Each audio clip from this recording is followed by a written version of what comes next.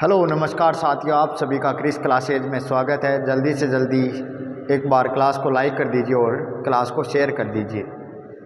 तो हम पढ़ रहे थे शिक्षण अभिरुचि और उसमें पढ़ रहे थे टॉपिक सतत एवं व्यापक मूल्यांकन क्या क्या होता है, या फिर सतत एवं समग्र मूल्यांकन क्या होता है, यह हम पढ़ रहे थे।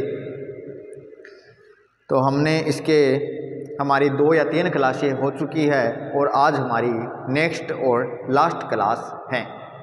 आज हमारा ये सतत एवं समग्र मूल्यांकन वाला टॉपिक कंप्लीट हो जाएगा। इसमें हमने प्रकार क्या होता है सतत एवं समग्र मूल्यांकन, क्या क्या इसके चरण है, राजस्थान में इसके क्या चरण है, प्रथम चरण, इसके मूल्यांकन के कितने प्रकार होते हैं, रचनात्मक और योगात्मक, किस प्रकार ये रचनात्मक और योगात्मक परीक्षण होते हैं, इनका क्या क्या वेटेज है, ये सब हमने पढ़ लिया है। और आज हम पढ़ रहे हैं, कल मैंने आपको बताया था कि CCE को तीसरे चरण में या फिर तीसरे चरण के बाद में 2015-16 में इसका नाम चेंज कर दिया था SIQE। तो हम आज पढ़ने जा रहे हैं SIQE 2016 क्या है। जय श्री कृष्णा, राधे राधे, आ जाइए सभी। तो हम पढ़ने जा रहे हैं शिक्षण अभिरुचि। देखिए साथियों कि SIQE क्या होता है।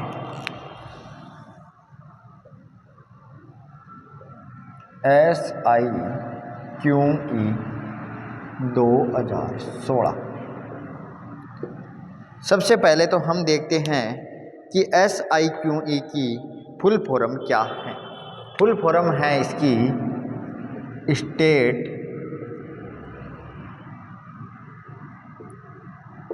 Initiative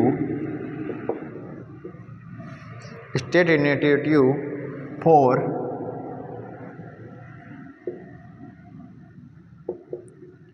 quality education.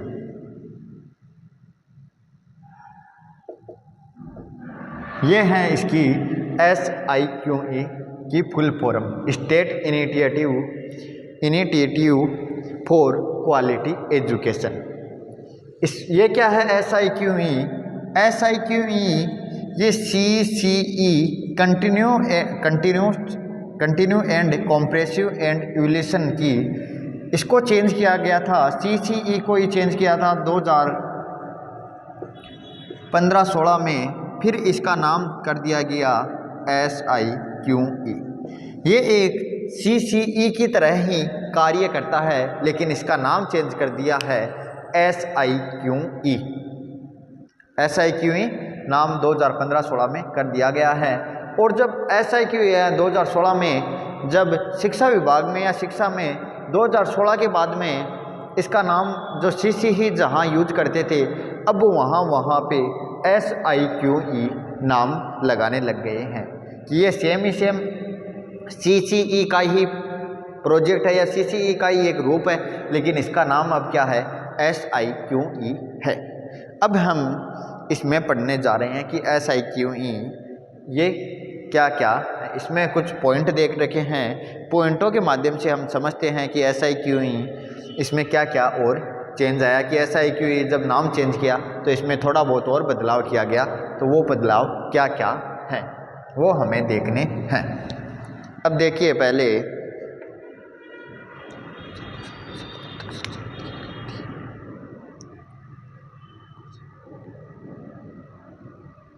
SIQE में इसमें क्या है कि सभी स्कूलों में कक्षा 1 से लेकर 12 तक के सभी बच्चों में SIQE को लागू कर दिया गया। 1 से 12 तक के स्कूलों में लागू कर दिया गया था, या स्कूलों क्या क्लासों में लागू किया जाएगा। 1 से लेकर 12वीं तक के बच्चों को सभी में SIQE शिक्षा प्रणाली को लागू कर दिया गया था। फिर हमें नेक्स्ट पॉइंट है, देखिए नेक्स्ट पॉइंट है कि 2015-16 में राज्य के सभी समन्वित विद्यालयों की कक्षा 1 से 5 तक में SIQE प्रणाली संचालित की गई। वही है कि 2015-16 तक 1 से 5 तक के स्कूलों में SIQE को लागू कर दिया गया, या 1 से 12 तक इसमें योजनाओं को लागू कर दिया गया था। और इसमें देखिए अब सत्र 2014-15 तक CCE का चरणबद्ध विस्तार 22,000 विद्यालयों तक किया गया था। कि 2015 14-15 या 2015-16 तक जब इसका SIQE नाम दिया गया, तब तक राजस्थान की कितनी 22,000 स्कूलों में इस प्रणाली को लागू कर दिया गया था। इस प्रणाली को लागू कर दिया गया था कि जो 2015-16 में जब तक इसका नाम चेंज किया गया SCCE से SIQE, तब तक 22,000 स्कूलों में SIQE या CCE प्रणाली को लागू कर दिया गया था। यह आपको ध्यान रखना है। अब एक पॉइंट हमें दे रखा है, देखिए, कि जिसमें विद्यार्थियों के लिए गुणवत्तापूर्ण शिक्षा उपलब्ध कराने का लक्ष्य प्राप्त करने के लिए रमसा माध्यमिक शिक्षा निदेशालय SIQE का उदयपुर यूनिसेफ व बौद्ध शिक्षा समिति जयपुर के साथ MOU है, जिसके तहत कक्षा 1 से 5 तक लागू कक्षाओं में ABL व CCE कार्यक्रम लागू किया गया था। ABL का मतलब है एक्टिविटी बेस्ड लर्निंग, कि शिक्षा के साथ साथ में और भी कार्य करवाने जाने लगे, जैसे ABL का मतलब है एक्टिविटी बेस्ड लर्निंग, कि एक्टिविटी का मतलब हो गई शारीरिक शिक्षाएं और लर्निंग का मतलब सिखाना, कि शिक्षा के माध्यम शारीरिक शिक्षा मतलब खेल कूद के माध्यम से बच्चों को पढ़ाने लग गए थे। यह हो गई SIQE के अंतर्गत। SIQE में 2018-19 में परिवर्तन किया गया और तथा 4 ऐसे के स्थान पर 3 समेकित आकलन किए गए, कि S1 SA2 SA3 की व्यवस्था प्रारंभ की गई थी। कि जो 2018-19 है, कब कि 2018-19 में से पहले तो कितने थे, 4 समेटिव असेसमेंट थे, लेकिन उसके बाद इसमें कर दिए 3 समेटिव असेसमेंट। समेटिव असेसमेंट मैंने आपको बताया था कल, योगात्मक असेसमेंट, योगात्मक या रचनात्मक योगात्मक परीक्षण बताया था। समेटिव असेसमेंट पहले 4 होते थे, फिर इन्होंने 1 कम कर दिया और 3 को कर दिया था, कि व्यवस्था 3 की समेकित आकलन प्रारंभ किया गया था SIQE के अंतर्गत। और एक यही है, बस इतना ही बता गया है। कुल मिलाकर बात यह है कि जो C है उसको चेंज किया गया SIQE में, और जो स्कूलें थी 1 से लेकर 5 तक और 1 से लेकर 12 तक, सभी स्कूलों में धीरे धीरे 2014-15 में, 2015-16 में, 2018-19 में, सब में थोड़ा बहुत चेंज कर दिया गया। उनका कुल मिलाकर लागू करना ये था कि बच्चों को शिक्षा के साथ में शैक्षिक और सशैक्षिक दोनों कार्यों को बताना है, कि बच्चों को एक ऐसी भी शिक्षा दी जाए जाने, जैसे अब हमारे गाँव में बाल वाटिका ये स्कूलें खोल रही है और ये कोर्स चल रहा है NTT का और ECCE का।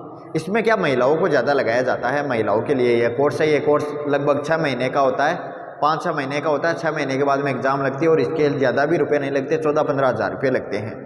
तो इसमें क्या होता है कि बच्चों को संभाला जाता है, बच्चों को पेंसिलें दे दी, उनके माध्यम से सिखाया जाएगा कि 5 पेंसिलें दे दी और 5 को इनको गिनकर बताओ। बच्चा गिनेगा 1 2 3 4 5, ये कितनी है बेटा, बच्चा बोलेगा 5 हो गई। तो उनको क्या खेल के माध्यम से सिखाया जाएगा। इसीलिए बाल उद्यान स्कूल हो गई, बाल वाटिका ये होगी, और जो ये आंगनवाड़ी हो गई, ये इसी का माध्यम है। ये राष्ट्रीय शिक्षा नीति, जो नई शिक्षा नीति 2030 सब लागू होगी, उसमें ये धीरे धीरे ये परिवर्तन है कि एक दिन में तो सारा चेंजेज आ नहीं सकता, तो ये धीरे धीरे चेंजेस कर रहे हैं। और CCE का मैंने आपको पहले हम पूरा इसके बारे में पढ़ चुके हैं, उसी का नाम वैसे SIQE लिख करा गया है, कि SIQE की क्या है, state initiative for quality education, कि state initiative for quality education की क्वालिटी में थोड़ा बहुत बदलाव किया गया है। और यही सेम बस CCE को ही क्या किया गया है, क्वालिटी एजुकेशन दिया गया है, कि क्वालिटी के बाद में बच्चों को एक किसी न किसी कार्य के बारे में बताया जाए, जिससे कि बच्चे बेरोजगार कम रहे, कि उनकी एक अदर स्किल्स में रुचि रहे, और जिसमें बच्चे की रुचि है उसको उसमें प्रतिभा लाने के लिए उसे आगे बढ़ाया जाना चाहिए। यही एक SIQE है। बस अब आपको SIQE से संबंधित कुछ शब्दावलियाँ दी गई है, उन शब्दावलियों को आपको समझना है, कि शब्दावलियों का मतलब कि आपको उनके बारे में जानना है कि क्या फुल फॉर्म क्या है। SIQE की तो आप समझ ही गए होंगे, state initiative for quality education. अब हमें दे रखी है एक है, देखिए कि ABL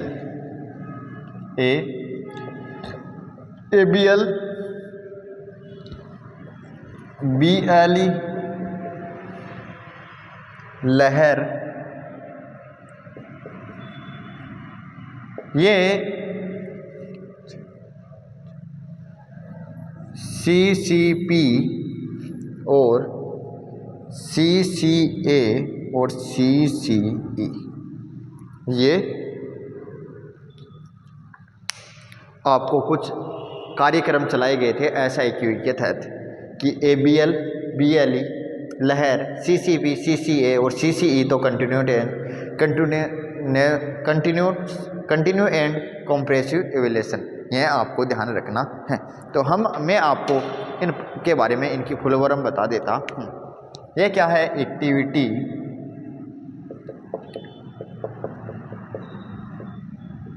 based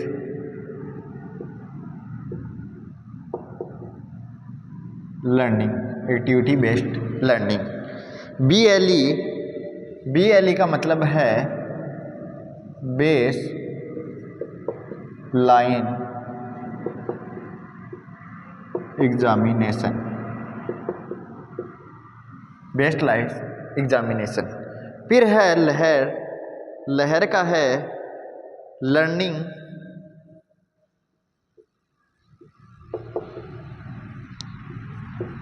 enhancement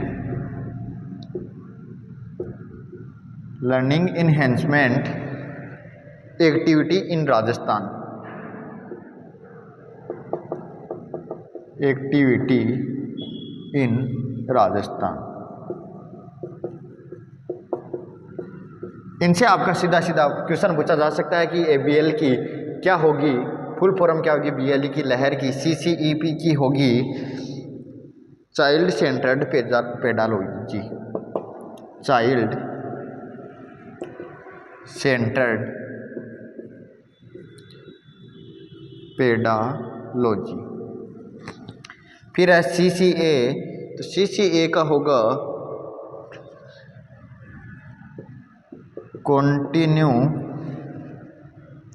continuous and comprehensive.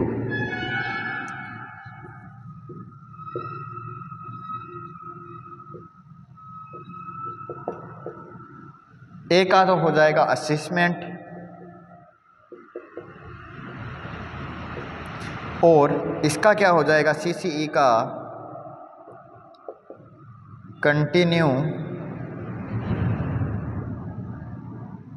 And comprehensive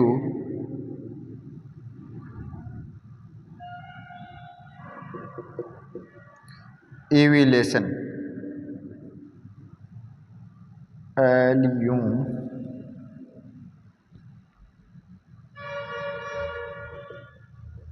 evaluation. यह आपको दिख रहा होगा, एक बार इनको समझ लीजिए या स्क्रीनशॉट ले लीजिए कि ABL का क्या मतलब है, एक्टिविटी बेस्ड लर्निंग। ये SIQE के माध्यम से कुछ कार्य चलाए गए थे कि एक्टिविटी बेस्ड लर्निंग पर आधारित होनी चाहिए, सिखाना इस प्रकार से चाहिए, एक्टिविटी के आधार पर बच्चों को सिखाना चाहिए। बेस लाइन एग्जामिनेशन, एक बेस के आधार पर एग्जामिनेशन लाइन होनी चाहिए कि एक मान लो अगर छठी का विद्यार्थी है तो उसे छठी के तौर तरीके पूछे जाए। उनके क्या है कि वो पाठ्यक्रम को थोड़ा पहले NCERT पाठ्यक्रम चलता था, वो बहुत ही हार्ड होता था। हर एक मैथ की 10th में किताबें चलती थी 2-2 3-3, लेकिन फिर धीरे धीरे पाठ्यक्रम में चेंज करते गए और इतना शॉर्ट कर दिया कि वो बीजगणितीय और जो अलग अलग हैं मैथ में भी अलग अलग पार्ट डाल दिए, वैदिक गणित चला दी, बच्चों को भी ज़्यादा टेंशन न हो करने में।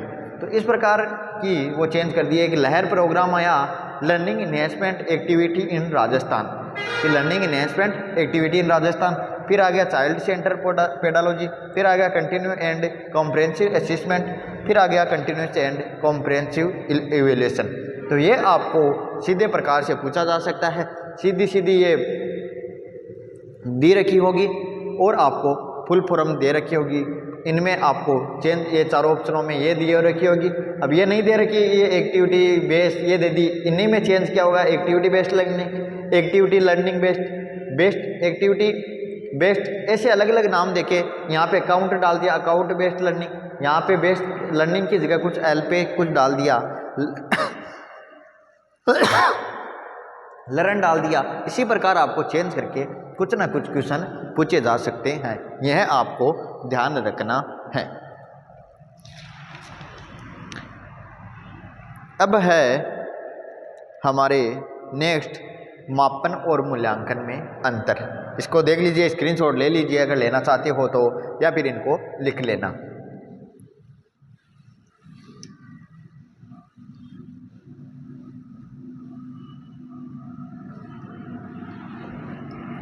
अब हमारा CCE का लास्ट पॉइंट है कि लास्ट पॉइंट हमारा क्या है कि मापन और मूल्यांकन में अंतर बताना है हमें। एक साइड तो है हमारी मापन, दूसरा होता है मूल्यांकन। मापन और मूल्यांकन, यह आपको बताना है कि मापन तो क्या होता है, एक किसी चीज़ का मान लो क्वांटिटी हो गई, कि मापन में क्या बताया जाता है, क्वांटिटी हो गई। क्वांटिटी का मतलब कि वस्तु कैसी है और कितनी है, कि 5 किलो है 4 किलो है। और इसमें क्या है, मूल्यांकन में बताई जाती है क्वालिटी। क्वालिटी का मतलब गुण बताए जाते हैं कि वस्तु दिखने में या फिर बढ़िया है या नहीं, गुणों में अच्छी है या नहीं, ये बताया जाता है। अब इसके आपको कुछ पॉइंट दे रखे हैं, उन पॉइंटों के माध्यम से मैं आपको पहले पॉइंट लिखाऊंगा, फिर हम उनको एक एक पॉइंट, दो दो पॉइंटों को जैसे जिस प्रकार से हमारे यहाँ आता है वो फिर हम समझने की कोशिश करेंगे। एक मिनट रुकना, आपको बराबर दिख तो रहा है ना, ठीक है।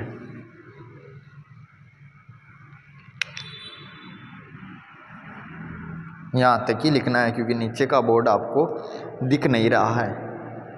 अब देखिए, किसी वस्तु की मात्रा व्यक्त की जाती है, कि मापन में क्या किया जाता है, किसी वस्तु की मात्रा व्यक्त की जाती है। और मूल्यांकन के अंतर्गत क्या किया जाता है कि मापन के साथ साथ परिमाणात्मक एवं गुणात्मक मूल्य भी ज्ञात किए जाते हैं। कि मापन के साथ साथ, दो का मतलब समझ गए या फिर अलग अलग लिखूं, साथ साथ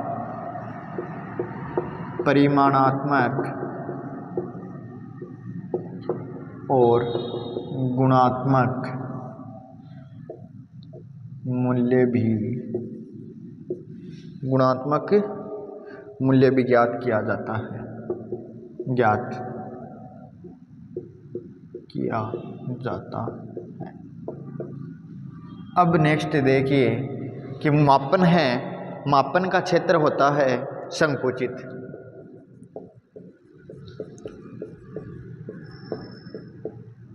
संकुचित होता है, और मूल्यांकन का क्षेत्र कैसा होता है, व्यापक। यह आपको ध्यान रखना है। व्यापक या व्यापक को बोल सकते हैं हम विस्तृत, विस्तारपूर्ण। तो क्या हो गया, विस्तृत।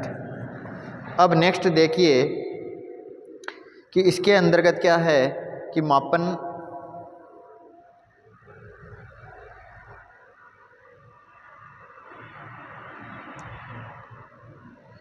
कि मूल्यांकन है, मापन के अंतर्गत हम प्रतिशत संख्या और अंक के माध्यम से इसे दर्शाते हैं। मापन को अंक या औसत के माध्यम से, औसत आदि के माध्यम से हम इसे दर्शाते हैं।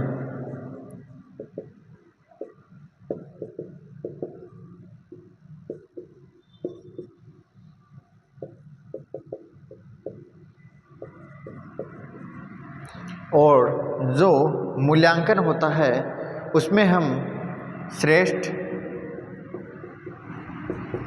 प्रथम, द्वितीय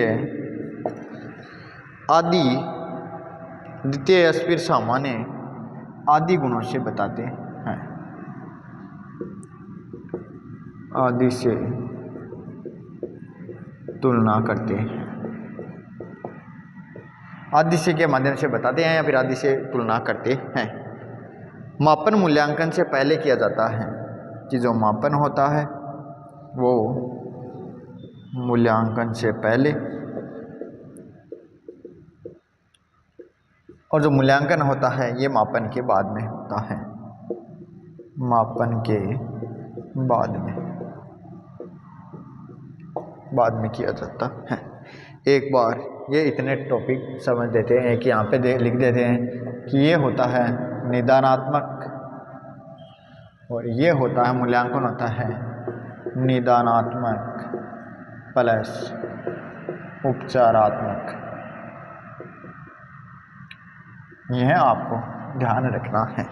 अब हम इन पॉइंटों को समझ लेते हैं और इसमें आपको मापन और मूल्यांकन के बारे में मैं आपको बता देता हूँ कि मापन क्या होता है कि हम किसी बाज़ार गए, बाज़ार से हमने चीनी या फिर चावल देखे तो चावल हमें बताएगी कि एक तो 40 रुपये किलो है, एक 60 रुपये किलो है, एक 80 रुपये किलो है, एक 100 रुपये किलो है, एक 150 रुपये किलो है। चावल हो गए, ये क्या हो गया, उसका मापन हो गया। अब 40 और जो हमें 120 रुपये किलो मिल रहे हैं उनकी क्या क्वालिटी एक ही थोड़ी है कि अगर एक ही चीज़ के 40 रुपये वाले का चावलों का ही वो 120 रुपये तो ले नहीं रहा है, वो 120 वाले चावल हैं उनकी क्या है क्वालिटी है, वो बढ़िया है, उनकी गुणवत्ता क्या है, मजबूत है या फिर बढ़िया है। तो यह आपको ध्यान रखना है कि इसके अंदर तो क्या है कि क्वांटिटी बताई जाती है और इसके अंदर उसके गुण बताए जाते हैं, क्वालिटी बताई जाती है।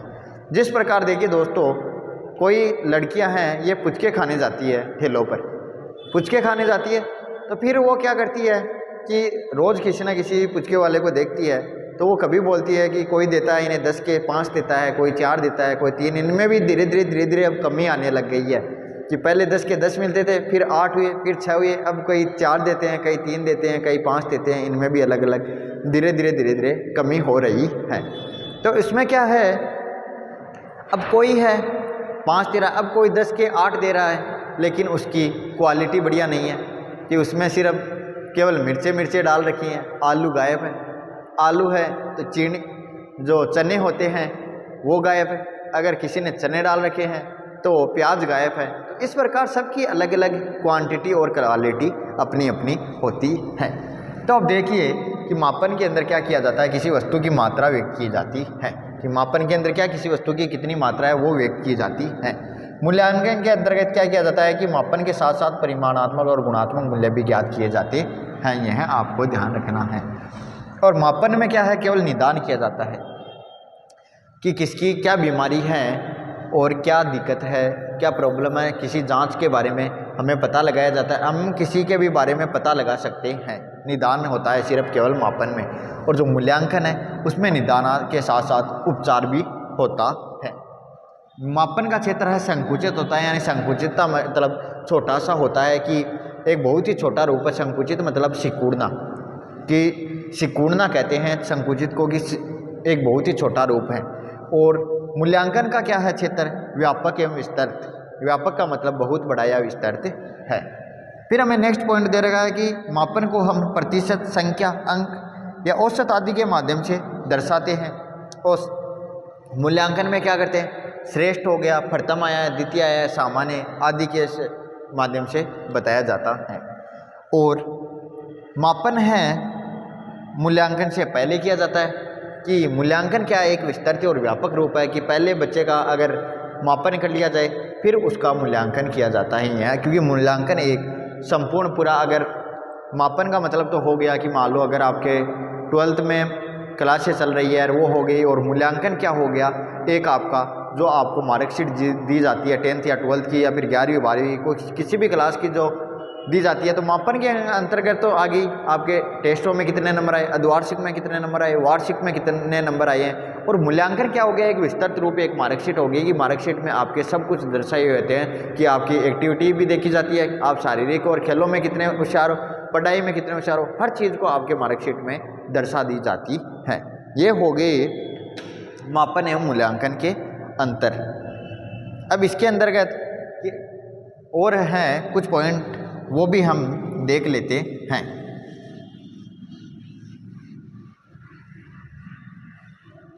आपको कुल मिलाकर समझना ये है कि मापन और मूल्यांकन क्या क्या होता है, फिर आप अंतर खुद कर सकते हो, क्योंकि ये आपको ये तो पूछेगा नहीं कि इसमें संकुचित है या अपक है, क्योंकि ये पूछेंगे आपको क्वेश्चनों के माध्यम से पूछेंगे। जब आप इसके क्वेश्चन करोगे तब आपको पता चलेगा कि हाँ आपके इस प्रकार से क्वेश्चन पूछा जाता है।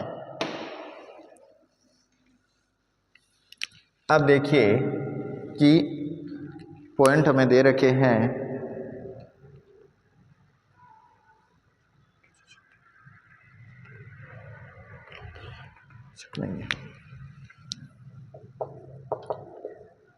मापन के लिए उद्देश्य जानना जरूरी नहीं है और मूल्यांकन उद्देश्य आधारित होता है। मूल्यांकन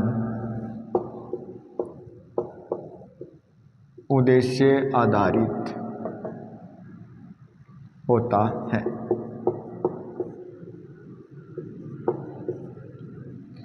मूल्यांकन उद्देश्य आधारित होता है।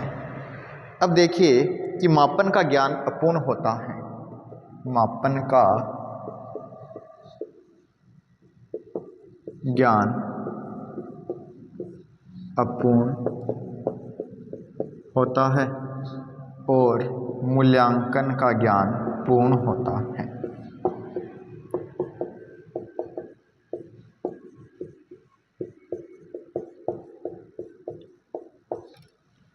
अब नेक्स्ट पॉइंट देखिए,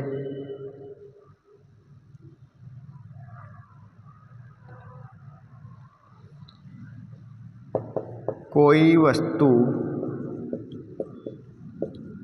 कितनी है। मूल्यांकन के अंतर्गत कोई वस्तु कितनी अच्छी है ये बताया जाता है। प्रतीक निर्धारित करता है, ये बता देते हैं, निर्धारित करता है।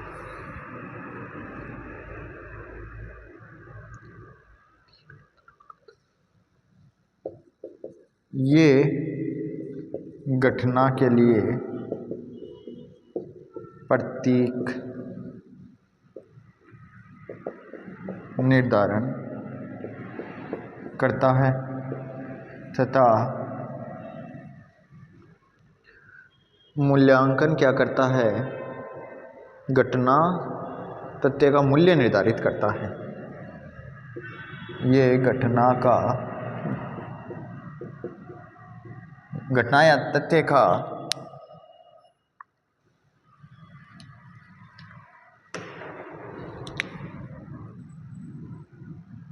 मूल्य निर्धारित करता है। मूल्य निर्धारित करता है, यह आपको ध्यान रखने हैं। यह हो गया हमारा सतत एवं समग्र मूल्यांकन का टॉपिक कंप्लीट।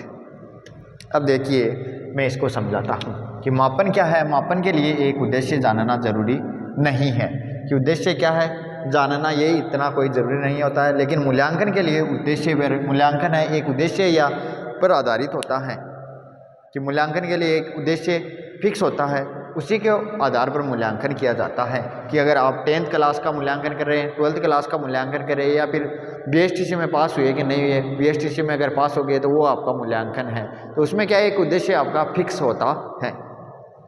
फिर है मापन का ज्ञान अपूर्ण होता है और मूल्यांकन का ज्ञान क्या होता है, पूर्ण होता है। कि मूल्यांकन में, मापन में है इसमें पूरी चीज़ें नहीं आती है। मापन का मतलब होता है कि इसमें थोड़े बहुत बता दिए जाते हैं, लेकिन मूल्यांकन है ये पूर्ण, आपका पूर्ण एक मान लो कि मापन हो गया, एक अर्धवार्षिक परीक्षा या कुछ टेस्ट हो गए, और मूल्यांकन क्या हो गया, पूरी आपकी मार्कशीट हो गई। उसमें क्या आपका पूर्ण ज्ञान आधारित है, पूर्ण ज्ञान होता है। और कोई वस्तु कितनी अच्छी है, कोई वस्तु कितनी है, 1 किलो है, 2 किलो है, 5 किलो है, 10 किलो है, 15 किलो है, या 1 लीटर, 2 लीटर, 5 लीटर, 10 लीटर, और कोई वस्तु कितनी अच्छी है उसकी गुणवत्ता देखी जाती है कि कितनी अच्छी है, कि चावल कैसे 140 वाले बढ़िया हैं या 100 वाले बढ़िया हैं, 100-150 वाले बढ़िया है। अब तेल अलग अलग के आते हैं, तेल हर चीज़ में मिलावट आती है, वो क्वांटिटी किसी में कम कर दी जाती है, किसी में। आजकल हर चीज़ में अलग अलग प्रकार देखने का मिलता है। जैसे ये मार्कर भी लेने जाओ तो ये मार्कर, कोई मार्कर आता है 20 रुपये में, कोई 25 में, कोई 30 में, कोई 40 में भी आता है, कोई 50 में भी आता है, कोई 100 रुपये में भी आता है। इनकी सबकी क्या चलाने की क्वांटिटी अलग अलग होती है, या फिर इनकी गुणवत्ता सब में अलग अलग, 15-20 वाले की कम है, 100 वाले की सब इससे बढ़िया है, फिर और ऊपर जो लाएंगे वो उससे बढ़िया होती है। फिर ये घटना के लिए प्रतीक निर्धारण करता है। प्रतीक निर्धारण का करना मतलब कि आपके मान लो ये पूरी ये तो घटना के लिए मूल्य निर्धारित करता है, कि मूल्य का मतलब हो गया कि क्या मूल्य हैं उसका पूरा एकदम पूरा का पूरा ज्ञान निर्धारण करना। और मापन है ये थोड़ी छोटी चीज़ों को प्रतीकों के माध्यम से जानने की आवश्यकता करता है। ये हो गए मापन एवं मूल्यांकन के अंतर, यह आपको ध्यान रखने हैं।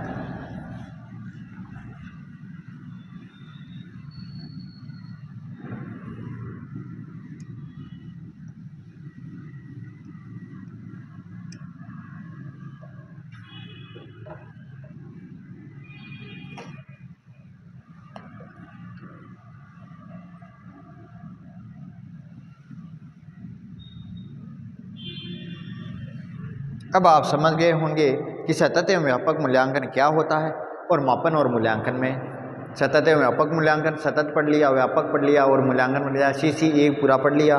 CCE को फिर बाद में 2015-16 में SIQ बोला गया। SIQ क्या होता है, उसमें क्या परिवर्तन किया गया, ये भी हमने पढ़ लिया है।